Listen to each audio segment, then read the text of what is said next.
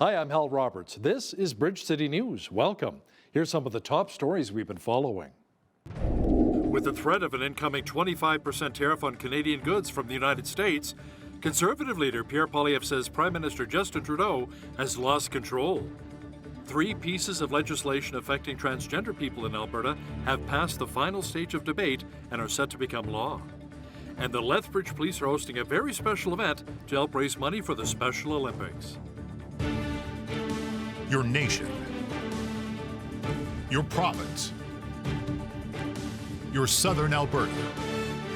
From the heart of Lethbridge, it's Bridge City News with Hal Roberts. Thanks so much for joining us. The government in France has collapsed following a non-confidence vote. The country was plunged into political crisis following the vote, which brought down the government, ending the minority coalition with the right-wing Prime Minister Michel Barnier after only 3 months. The motion brought forward by an alliance of left-wing parties was supported by a number of MPs. Now, in total, 331 lawmakers, which is a clear majority, voted on Wednesday to bring down the government. Barnier will now have to resign as Prime Minister. This leaves the President, Emmanuel Macron, facing the worst political crisis of his 2 terms as President.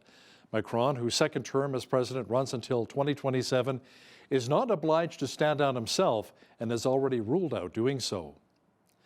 Conservative leader Pierre Poilievre says he's willing to give up a couple of hours on Opposition Day in the House of Commons so that Finance Minister Trudeau Freeland can present the fall fiscal update.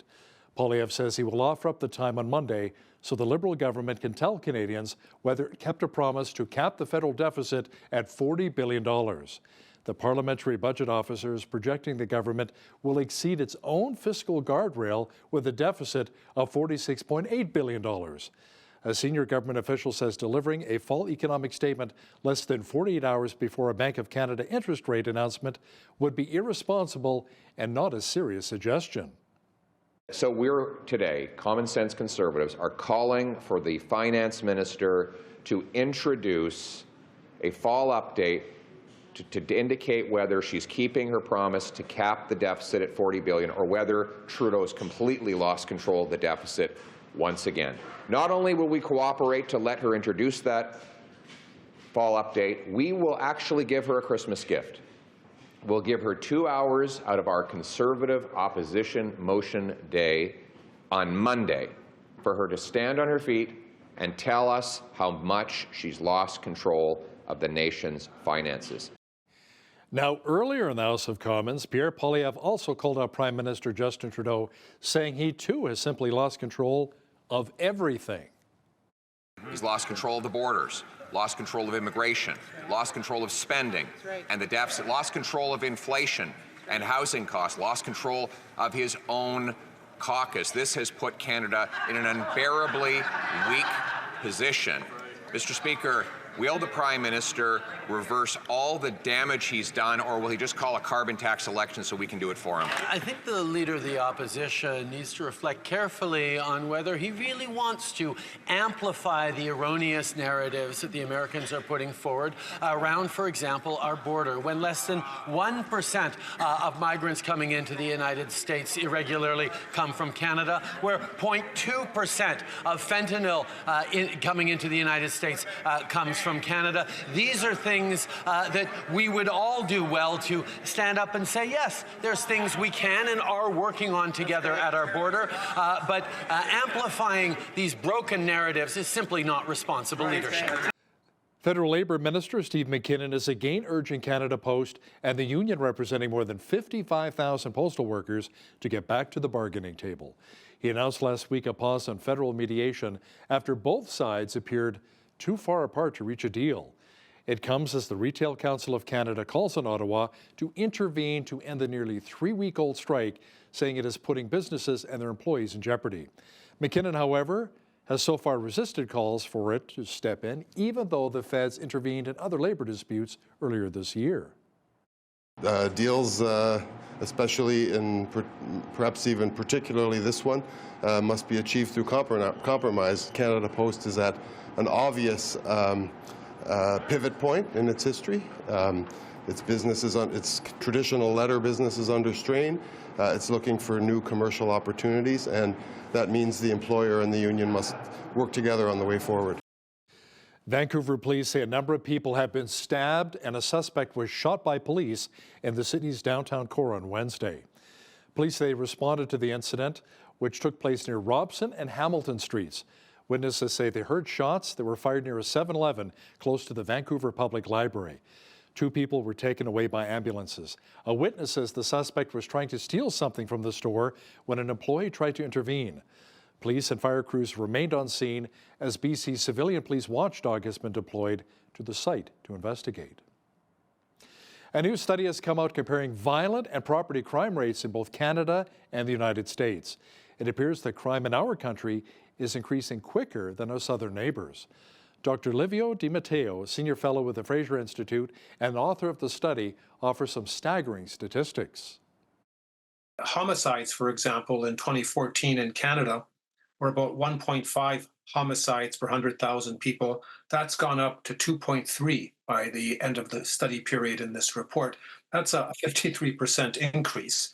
In the United States, which has always had a higher homicide rate than Canada, it's gone from 3.9 to 5.8, which is a 49% increase. Then if you start to look at violent crime, historically, Canada has always had a lower violent crime rate than the United States. But again, since 2014, our violent crime has increased faster than the United States. So we've gone from 302 violent crimes per 100,000 in 2014 to 434. That's a 44% increase. Hear more about the results of the study with Dr. Livio Di Matteo with the Fraser Institute and BCN's Jeanette Rocher coming up later in our broadcast. Recent stats show that violent gun crime has been increasing in Canada, especially in our major cities like Vancouver and Toronto. In October, Prime Minister Justin Trudeau discussed the effectiveness of the handgun ban his government put in place. But according to Lethbridge Conservative MP Rachel Thomas, some police organizations have stepped up to counter the Prime Minister's claim. For example, in Toronto, the Police Association came out and actually said, sir, Mr. Trudeau, the rates of gun crime are actually skyrocketing in comparison to what they were before the Liberals' legislation. So we're seeing where there's a disconnect. I think Trudeau is more interested in appearing like he's creating safety for Canadians than actually creating safety for Canadians.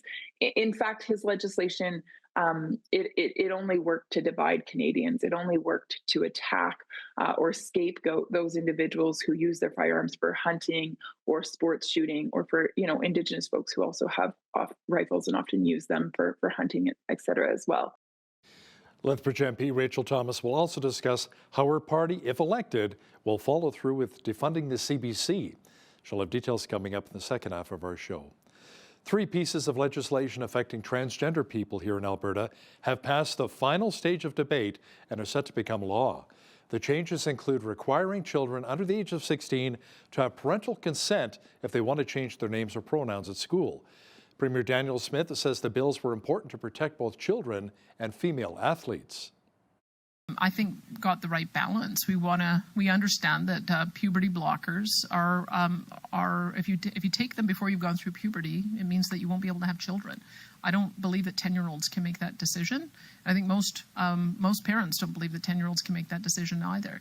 We want to be able to preserve the ability for anyone to make that choice as an adult, and that is why when you're 15 and under, the rules will be a little bit different than when you're 16 and over, and because 16 is that age where we believe that kids are beginning to understand the consequences of their actions. I find it very interesting that one of the debates that we were having on a different bill in the legislature, the NDP agreed that the brain is still forming when you're a child. In fact, it's still forming up until age 25. And so if you're going to make the argument that kids can't make certain decisions because they don't have high executive function and they don't understand the consequences all the way up to 25, you certainly can't argue that they should make these kinds of life-changing decisions at age 10. Now, groups within the LGBTQ2+ community have already said they will challenge the UCP's legislation in court, calling it discriminatory. The Alberta Teachers Association also weighed in on this topic today. The group's president, Jason Schilling, says instead of the government overreach, it's an issue that should have been left up to the school divisions themselves. We're addressing really specific, nuanced conversations between parents, students, their doctors, and their schools.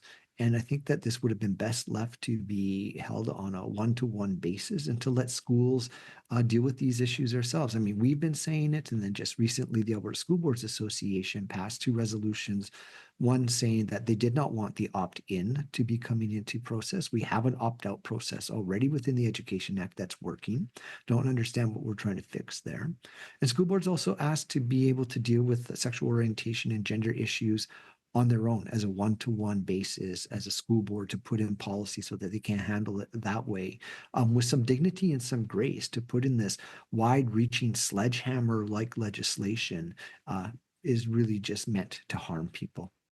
Schilling adds that many teachers are more concerned with class sizes and the need for resources and mental health supports, and that these latest bills show the province is simply out of touch with what's happening in the classroom. Alberta government officials say beginning in January, kindergarten students will receive more help. The province says these young students will now have their literacy and numeracy skills screened with a consistent and province-wide approach. The Minister of Education, Dimitrios Nicolaides, says by consistently screening kids from kindergarten through grade 5, teachers will be better able to offer better support to ensure student success. It will mark the first time that kindergarten students in Alberta will be screened for literacy and numeracy skills. The results from these short, simple screeners will provide teachers, parents, and Alberta Education with essential information on how well students are developing foundational skills. Alberta Education knows that school boards need help to address student learning gaps. That's why, since 2021, the government has provided $85 million in learning disruption funding. School boards have used these funds to increase student success in their early years and beyond. I'm pleased to announce as well that we will continue to ensure school boards have the resources that they need to support learners who are identified as needing additional support. And we will be investing $10 million in the 24-25 school year through the new literacy and numeracy support funding. Well, it was mainly overcast today, but not too cool here in Lethbridge. Jeanette Rocher is now with a quick peek at the forecast. Jeanette, we're not far from our average high for this time of year, which is what, +1? Yeah, we were just a few degrees off of that, remaining mostly in the minuses today, though, with that daytime high of a -1, which is so close to that average high of +1, like you were saying there, Hal.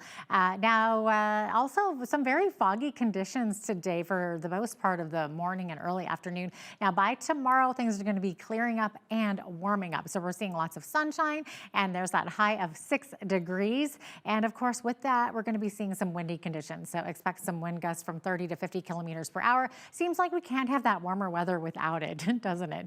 I'll be back later in the show with the 7-day forecast. Great. Thanks so much, Jeanette. A Lethbridge Police community peace officer has been charged in connection with an off-duty incident. The LPS say the individual is charged with assault and assault causing bodily harm stemming from family violence-related matters, which took place between 2006 and 2014. The matter was initially reported to police in October of this year. Police say they will not release the name of the CPO to protect the identity and privacy of the victim. Officials say the charged peace officer and his family have been offered supports from the service during the court process. A Lethbridge physician has been named as the regional lead of the new Southern Alberta medical program. The man at the helm will be Dr. Richard M. Buck. Dr. Buck works out of the emergency department of the Chinook Regional Hospital. He's also an assistant clinical professor at the Department of Family Medicine at the University of Calgary and the University of Alberta. In his new role, he'll be responsible for providing leadership along with developing and implementing the program. His duties will also include supporting medical education training in various regions, including here in Lethbridge, Medicine Hat, and Indigenous communities across southern Alberta. The Palliser School Division announced that their superintendent will be stepping down. Dave Driscoll will be retiring as of July 31st of next year. With a career spanning 35 years, Driscoll began his teaching career as a substitute teacher with the Lethbridge School Division before taking on a full-time position with the Horizon School Division. Now, over the years, he's helped with curriculum development, financial management, government relations, and international partnerships. Officials with the Palliser School Division say their Board of Trustees will now begin the search for a new superintendent to have in place by next fall. Lethbridge Fire and Emergency Services are reminding residents the importance of staying safe around frozen bodies of water in the city, including on Park Lakes. This comes after the water rescue team was reportedly deployed to an incident on Wednesday morning where a person found himself on the frozen Old Man River, but fortunately did not fall through. First responders were at Nicholas Sharon Park to remind residents they should always research when it's safe to cross or ice skate on frozen lakes. As you can see with the lakes, with the thawing going on, you would think maybe it freezes uniformly, but these storm sewers, it fluctuates all over the lake. So you have to really pay attention to the city website to see if the ice is safe or not to go on. This particular lake, I understand, has ice skating throughout the year, but we got to be careful because there's ice fishing holes out there as well, and you just never know, so you got to be safe. Here we checked it a few days ago and it was about 4 3/4. There's 3 areas that we actually have designated skating areas. One is Nicholas Sharon, which is here. The next one is Henderson Ice, and the other one is Legacy Ice. Legacy was 5 inches the other day, and Henderson was open water, so that was got to stay clear of Henderson. Now, ice conditions can be checked on the City of Lethbridge website, and Lethbridge FES say any lake with an ice level under 4 inches should be avoided at all costs. Lethbridge Police, alongside various other Southern Alberta law enforcement agencies, are preparing themselves to serve pizza to restaurant goers this weekend. The Cops, Pops, and Pizza fundraiser is once again taking place at the Lethbridge South Boston Pizza on Friday. It'll be to raise money in support of Special Olympics. The LPS will also be selling their canine stuffed animals in anticipation of the Hurricanes teddy bear toss game on the same night. Now, this year, the police are hoping to raise more than $5,000. It's a great night to come out and support law enforcement torch run for Special Olympics because it's also going to be the teddy bear toss that night. So as you can see in front of me, we have our canine hero dogs, which we've included one extra one this year compared to last year, which kind of resembles our PSD Zep that just recently retired. People can swing by, have dinner, support Special Olympics, grab a teddy bear, and head to the teddy bear toss. So great night to support 2 events. Those stuffies are adorable. Officials say the fundraiser will run this Friday from 4 till 8 p.m. before and during the Hurricanes teddy bear toss game at 7 o'clock. Well, this is definitely the season for giving.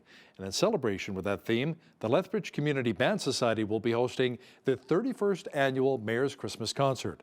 This year, the Interfaith Food Bank was selected to receive donations obtained during this seasonal event. Now, the Fund Development and Donor Relations Supervisor with the Interfaith Food Bank, Amy Granger, discusses the importance of this initiative and how they're able to help those who are facing financial challenges. So the timing of doing this concert and getting in extra donations to help us meet the demand for our community is just really important.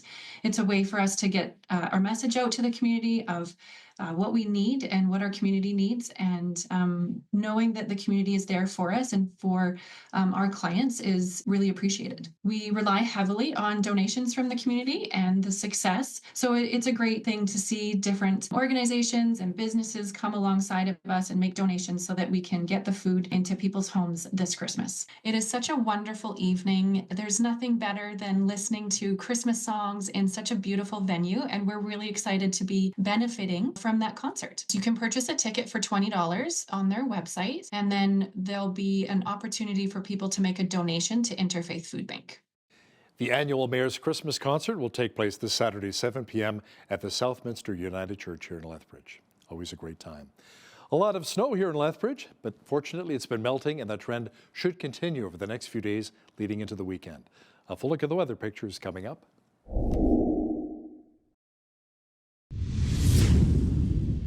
We experienced some fog patches earlier today, then a mainly overcast day here in Lethbridge.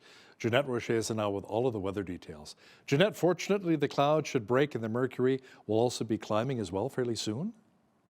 Yes, climbing to 6 degrees tomorrow. That should feel nice with that sunshine. Keep in mind also that wind factor. So wind gusting up to 50 kilometers per hour there on Thursday. Friday, clear skies, high of 8 degrees, and then 8 again on Saturday with mainly cloudy skies. Could see a chance of showers actually beginning Saturday night. And then as we get into Sunday, we're seeing that mix of rain and snow. High of 3 degrees though, and then flurries overnight on Sunday. And then as we get into Monday, we're back to the minuses again. -1 for the high there on that day, and then back up to 3 degrees on Tuesday with a mix of sun and clouds. So we are mostly staying above this average high for this time of year, especially as we get into Friday and Saturday. Average high for this time of year, 1 degree. Average low, -11, 17 was our record high on this day back in 1939. And 1972 saw the record low for this day, which was -32. Sun rose this morning at 8:12 a.m. and the sun set this afternoon for 32, giving us 8 hours and 20 minutes of daylight. Okay, lots of fog patches on the west coast tomorrow, along with a mix of sun and cloud, mainly cloudy conditions in Vancouver. 7 for the high there, 8 in Victoria. 5, the expected high tomorrow in Edmonton after they saw those icy patches today. Tomorrow, clear skies. And then tomorrow in Calgary, high of 8 degrees with clear skies after seeing a lot of fog today. And on the rest of the prairies here, so -5 the high tomorrow in Saskatoon. Same thing for Regina. Winnipeg saw a lot of blowing snow today, but tomorrow a mix of sun and cloud with -13 for the high. Now we're going to be seeing a lot of snow across the central part of the country, seeing 2 centimeters of snow in Toronto, Ottawa, and Montreal each, and all of those cities also seeing lovely 0 degrees for a high, so pretty steady across those 3 cities there. As we get into Atlantic Canada, we're seeing a lot of precipitation. So we're seeing snowfall and then changing to rain and then flurries again later on in the day in Fredericton. In fact, Fredericton is seeing 10 centimeters of snow tomorrow and 5 millimeters of rain for the high there. Heavy rains in Halifax starting tomorrow morning. So we're seeing 20 to 30 millimeters of rain and then a 60% chance of flurries later on. 9 for the high there. Also some 80k winds along the coast there. In Charlottetown, also seeing 80 kilometer per hour winds and a 30% chance of flurries or showers. 7 for the high there. 2 for the high in St. John and seeing a mix of flurries and showers there as well. Also a wind warning in effect beginning tomorrow late Thursday evening going right through to Friday. Could see 80 to 100 kilometer per hour winds along parts of the coast there. So there you have it. That is your forecast. Housing affordability has become a major crisis affecting millions of Canadians. A new survey by Leger for everyrate.ca found that 67% of Canadians simply cannot comfortably afford housing costs above $1,749 a month. Now, despite this, and according to the Canada Mortgage and Housing Corporation, the average monthly mortgage payment sits at $1,829. The survey asked Canadians about the maximum monthly housing costs that they can comfortably afford.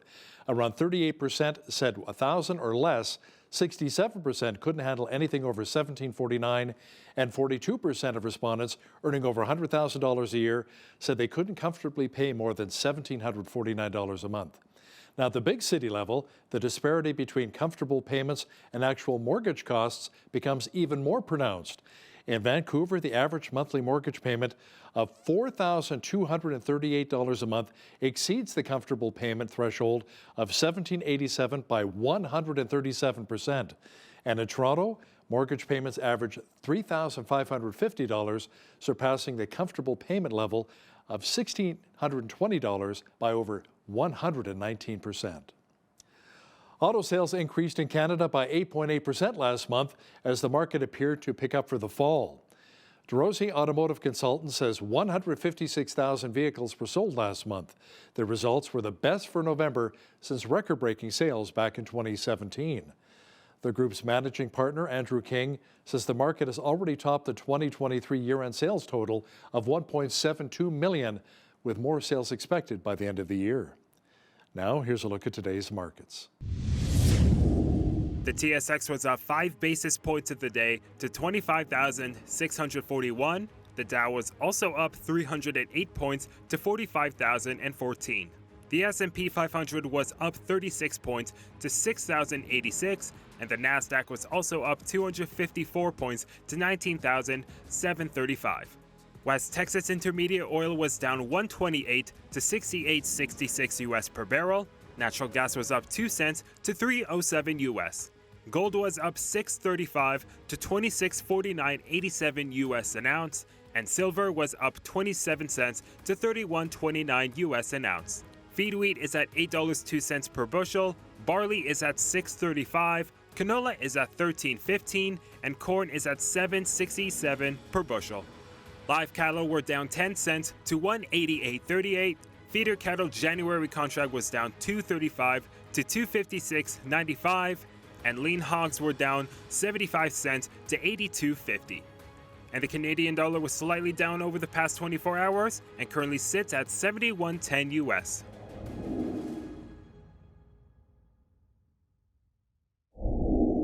Recapping one of our top stories, 3 pieces of legislation affecting transgender people here in Alberta have passed the final stage of debate and are set to become law. The changes include requiring kids under the age of 16 to have parental consent if they want to change their names or pronouns at school. Premier Daniel Smith says the bills were important to protect children and female athletes. Now, groups within the LGBTQ2+ community say the legislation is discriminatory and they will challenge it in court. Are crime trends going up in Canada, and if so, in which cities? We get the details from Livio Di Matteo, a senior fellow with the Fraser Institute, coming up in just a moment. Listen, when you see news happening in your community, be sure to drop us an email at info@bridgecitynews.ca. Also visit our website anytime to check out a number of stories and interviews.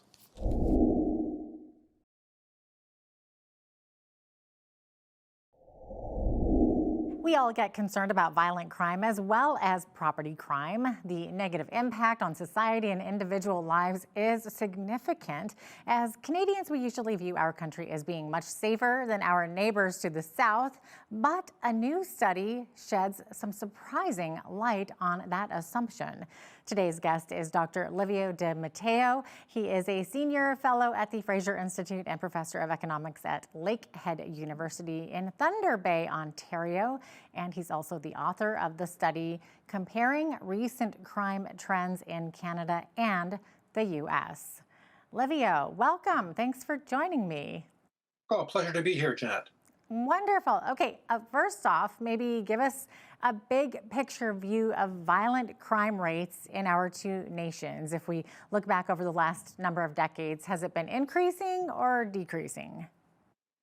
Certainly. Well, overall, crime is actually lower now than it was 20 or 30 years ago based on rates per 100,000 population. And it's also been declining in both countries, in both Canada and the United States. Where the difference is since 2014, there's actually been a rebound. So even though rates, today are lower than they were 20 or 30 years ago, compared to where we were, 7 or 8 years ago, the rates are higher. And it's pretty much across the board. Homicides, for example, in 2014 in Canada were about 1.5 homicides per 100,000 people. That's gone up to 2.3 by the end of the study period in this report. That's a 53% increase. In the United States, which has always had a higher homicide rate than Canada, it's gone from 3.9 to 5.8, which is a 49% increase. Then if you start to look at violent crime, historically, Canada has always had a lower violent crime rate than the United States. But again, since 2014, our violent crime has increased faster than the United States. So we've gone from 302 violent crimes per 100,000 in 2014 to 434. That's a 44% increase. The US has also increased from 362 to 381 per 100,000, but that's only about 5%.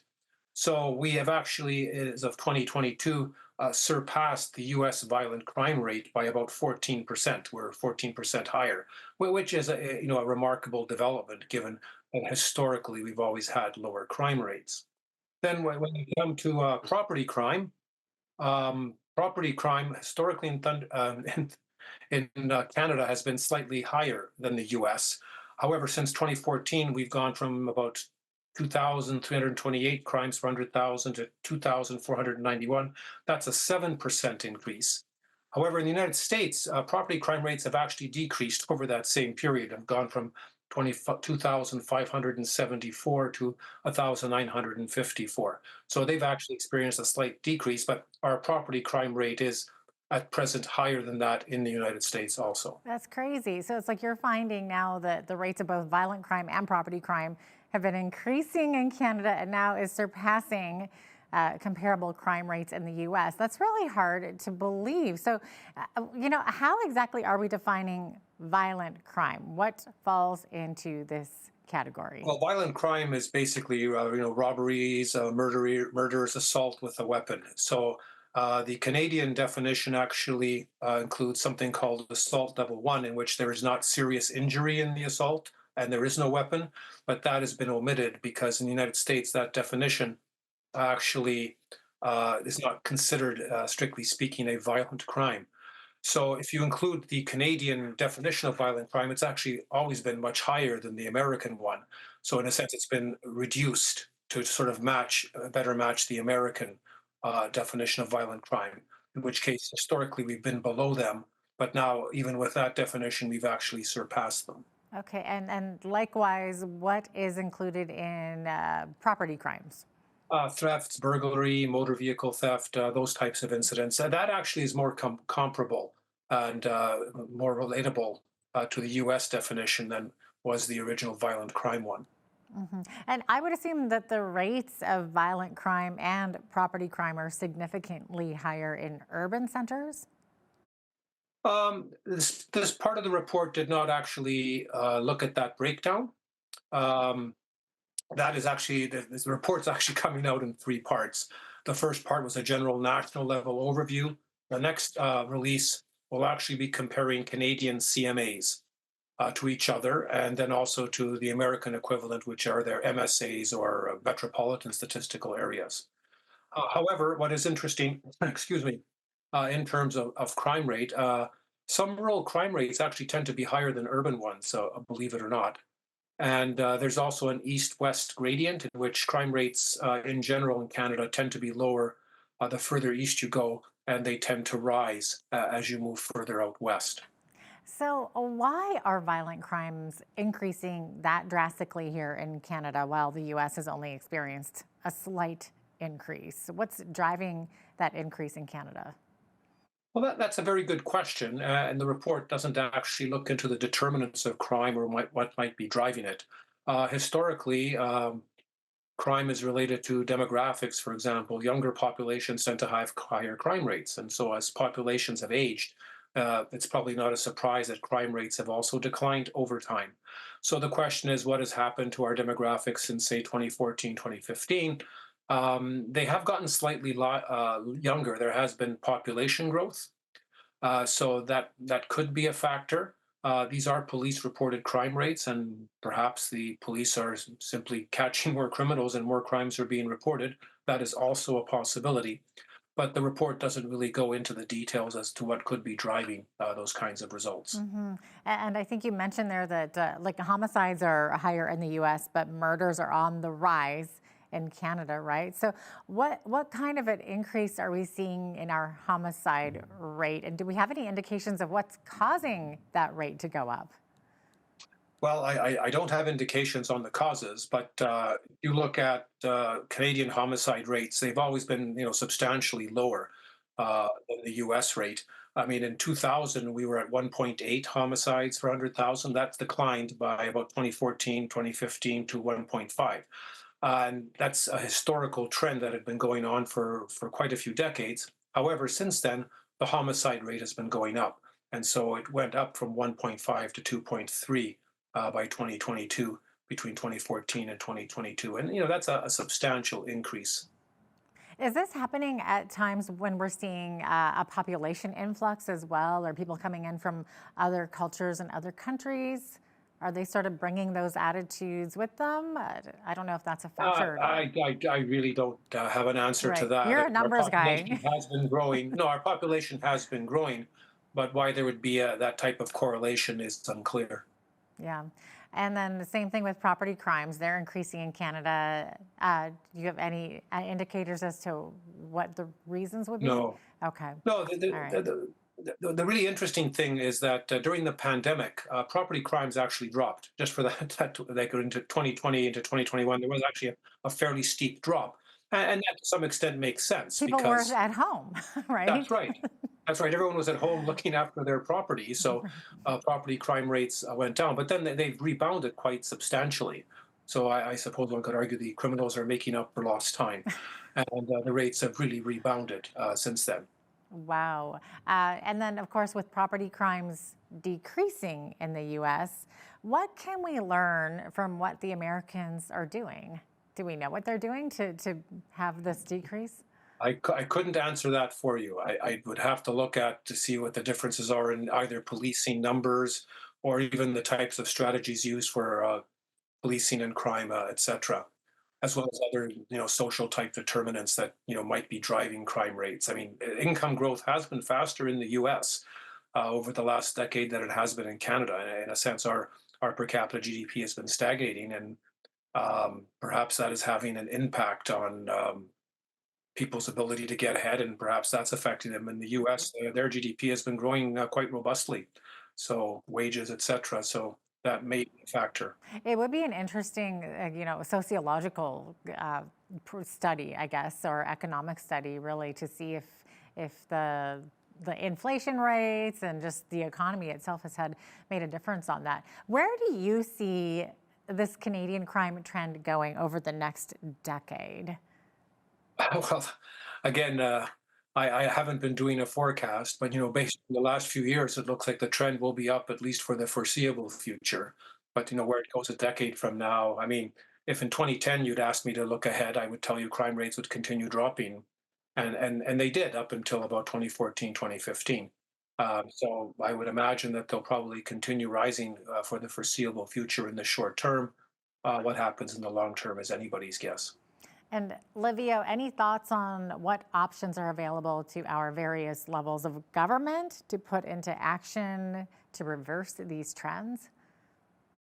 Well, I mean, there's usually two basic approaches. There's the sort of social spending approach to address the social determinants of crime. And then, of course, there's direct spending on policing. And I mean, there's been some debate in the recent past over whether one should be favored over the other. I would argue you would probably have to do both. I think those are complementary approaches, mainly because addressing the social determinants of crime is something where success emerges only in the longer term. It can take quite a few years before increases in social spending on housing or employment opportunities, education, etc., translate into reduced crime rates.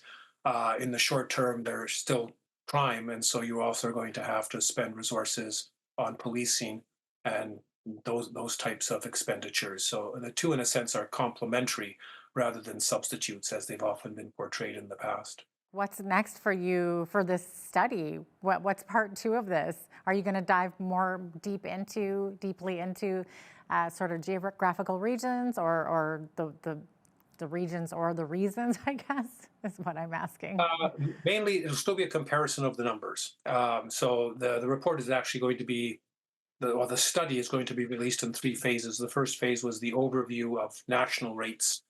The next phase is going to be looking at Canadian cities, essentially, the CMAs, census metropolitan areas. So these are jurisdictions with 100,000 people or more. And it's going to sort of compare them with each other.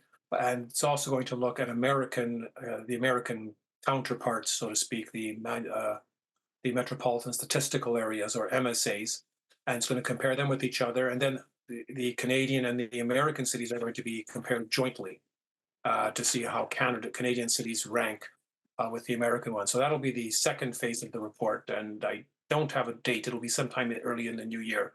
I don't have a date for that yet.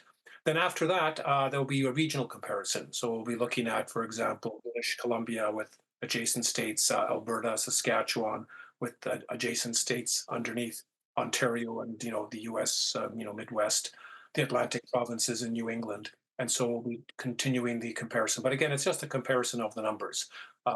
We aren't going to be addressing. At least I'm not going to be addressing the determinants that might be affecting those rates. Okay, no, that's interesting. But even that sounds very comprehensive, and it sounds like it will paint a much broader picture and kind of put in some of those puzzle pieces a little bit more to answer some of those questions for sure. But thanks so much for being with us today, Livio. Appreciate having you on. My pleasure, Jeanette. Have a great day. You as well. Dr. Livio Di Matteo is a senior fellow at the Fraser Institute and professor of economics at Lakehead University, and the author of the study comparing recent crime trends in Canada and the United States.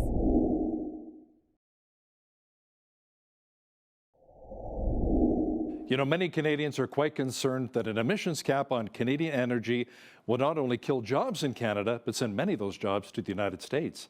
Now, to chat about this in more detail is Lethbridge Conservative MP Rachel Thomas, who joins us from her home in Lethbridge. Now, Rachel, even Canada's former finance minister, Bill Morneau, says the cap on our energy sector is just not a good idea.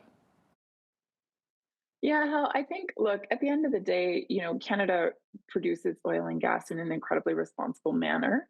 It's an industry that we should be proud of. It provides high-paying jobs, while supplying a commodity that we need and the world needs. And so for Guilbeault, the Liberals, to come out and now want to apply a supposed cap on emissions, it really is actually not so much a cap on emissions, but actually it's a cap on jobs. It's a cap on a high-paying jobs that Canadians depend on. It's a cap on Canada being able to meet its potential in terms of output and generating dollars that would go into building roads and schools and bridges and critical infrastructure that Canadians depend on. Ultimately, that is what this is a cap on. It's a cap on our prosperity as a nation and as the individual people who live here and call this place home. So make no mistake, this policy is going to do very little, if anything, to protect the environment. We already have some of the world's best environmental policies in place when it comes to oil and gas. This is simply just another Liberal attack on the people of this country who work incredibly hard.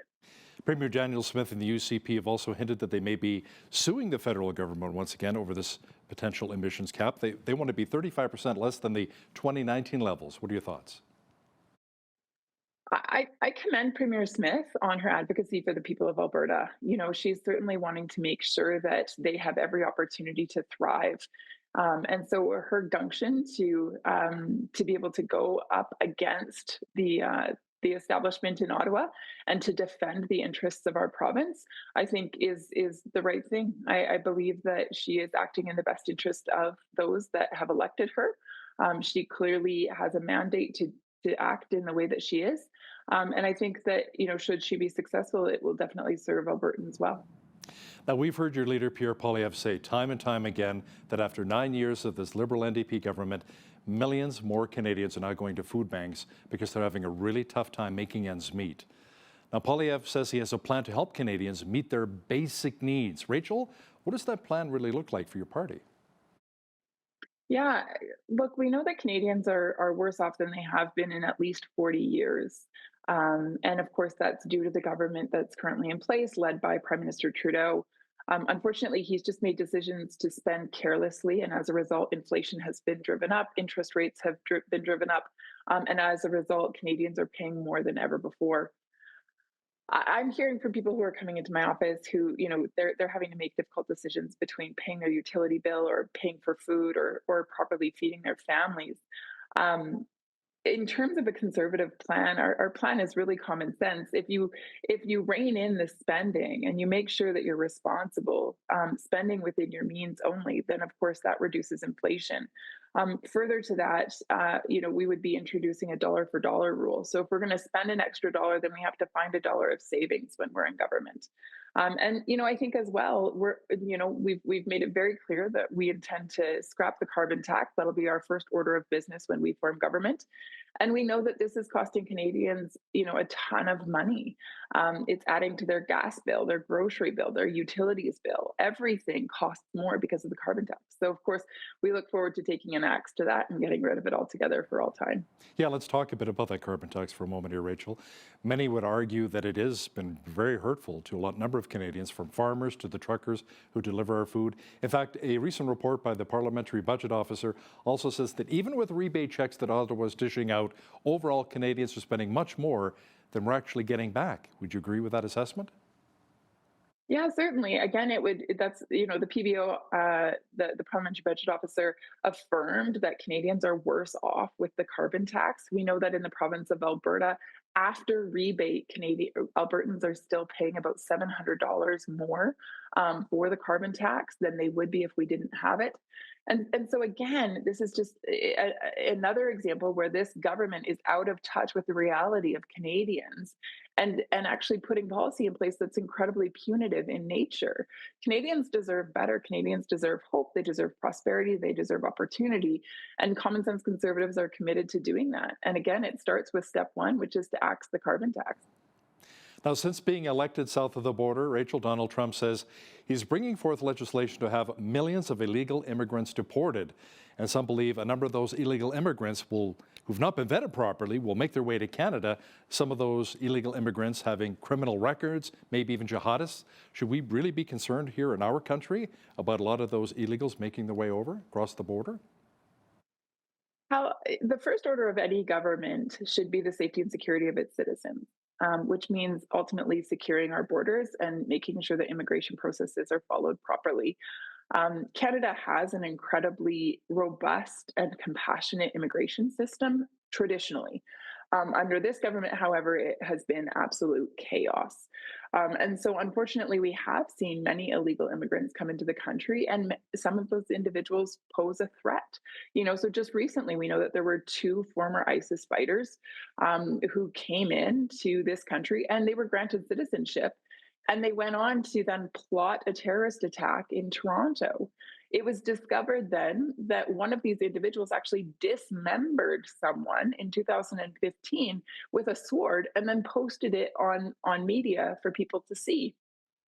That's very blatant. That's very obvious that individual should not have been granted citizenship. So, Canadians are asking, well, what is the vetting process? Why was this individual not caught? Why was this not known? How did this individual end up being granted an opportunity to come to Canada, let alone become a citizen of this country?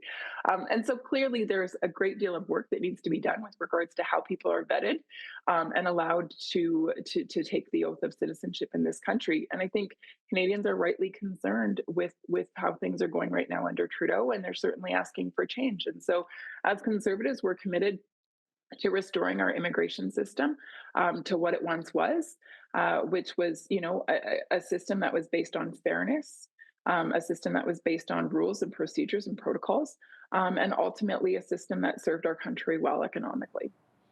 So, Rachel, many Canadians are also quite concerned over Donald Trump's protectionist policies. Buy American, American jobs first. It's understandable. He's the leader of that country.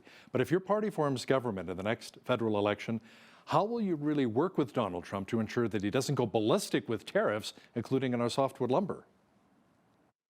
Yeah, it's certainly a good question. We know that, President Trump has every intention of making sure that he protects the interests of America.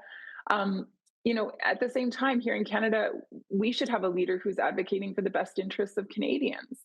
Unfortunately, under Trudeau, we don't have that. But the good news is an election is coming, and we will form a new government under Pierre Poilievre. And he does have the interest of Canadians in mind. And so I think with that, we're wanting to scrap the carbon tax because we know that it's causing jobs to go south of the border. We know that it's penalizing us. In addition to that, we're looking to make sure that people are able to bring home powerful paychecks, and we're looking to make sure that jobs are saved and ultimately to stand up for the interests of Canadians. Part of that is reaching out and building a relationship with Trump and his administration. And I think, we are already putting a plan in place in terms of what that might look like. Now, another question I have for you is the federal government here in Canada has been giving billions of dollars to Ukraine in their fight against Russia. Many of us very definitely want to support Ukraine as Russia has invaded that country, a sovereign nation. But then a lot of other Canadians are saying, why not help Canadians here at home first? Our veterans, our homeless, those battling addictions. Why not keep the money here internally in our country and help millions of Canadians first before sending off so many billions of tax dollars to other nations? What are your thoughts? Yeah, I think that's certainly a difficult predicament that we find ourselves in. As a country, we've committed to being generous in humanitarian efforts, and of course, supporting our allies. Um, and so we have contributed to the efforts, in particular toward Ukraine. Um, at the same time, we certainly have Canadians who are struggling here, whether it's with mental health or with addiction, with homelessness, and those needs also need our attention. So I think these are the difficult conversations that we need to continue having at a leadership level, but also leaning in and listening closely to Canadians and making sure that we know where they stand on these issues and then acting accordingly. Now, the latest polls show the Conservative Party of Canada is close to a 20-point lead over the Trudeau Liberals. Rachel, how can you really maintain that momentum heading into the next election? Or do we have to maybe wait until Jagmeet Singh qualifies for his pension before heading to the polls? Well, obviously Pierre Poilievre has been working very, very hard as the leader of the Conservative Party of Canada. He's out every single day meeting with regular folks and making sure that he's hearing their stories and understanding their experiences. He's someone who has great stamina and a great passion for this country and its people. And so you asked the question, can that be maintained? Absolutely it can, because it comes from the very core of his being. He loves the nation of Canada, and he's passionate about making sure that the people are served well. He's also incredibly hardworking, and he has smart policy. And so coming forward with good options for Canadians, I think, is really what's going to help him as we continue to prepare for the next election, and of course, earn the trust of Canadians. Why do you think a lot of Conservative policies have really been resonating in Liberal strongholds, traditional strongholds like Toronto? I mean, especially winning that Toronto by-election. Why do you think that's happening more in central Canada now? Yeah, for sure. Again, I think it has to do with the fact that, Pierre Poilievre, as the leader of the Conservatives, is putting his feet on the ground and really listening to folks. He's having conversations with regular individuals, whether it's at gas stations or grocery stores or workplaces. He's engaging with people where they're at and taking the time to understand what they're concerned about. And so as Conservatives, I believe that we've prioritized those things that matter most to Canadians. We're committed to axing the tax. We're committed to building homes, which we know is much needed. We're committed to fixing the budget, which we know is totally out of control and causing inflation like never before. And we're committed to stopping the crime, which we know is running rampant, and it's causing people to feel unsafe, because quite frankly, they are unsafe, because there's crime that is just skyrocketing. And so that needs to be taken care of. And so I think these are the issues that matter most to Canadians, and they're the issues that we're responding to as Conservatives. Yeah, let's talk about gun crime. And we've seen a huge increase across the country, especially in major centers like Toronto, Vancouver, over the last few years. What approach would your party take differently compared to the Liberals in addressing so many of the violent crimes here in Canada? Yeah, we know that violent gun crime is up by 116%. So it's skyrocketed. We know that this is having an impact on the safety and well-being of communities, and it's not it's not just some communities. It really is all communities across the country are affected by this, at least in some way. Mr. Trudeau came out just a couple of weeks ago bragging about his handgun ban and the legislation that he's put in place with regards to firearms. At the end of the day, we know that legislation actually only went against those who legally own their firearm and use their firearm responsibly. It didn't go after criminals. And the reason we know that is because actually multiple police associations came out and actually attacked Trudeau on his claim.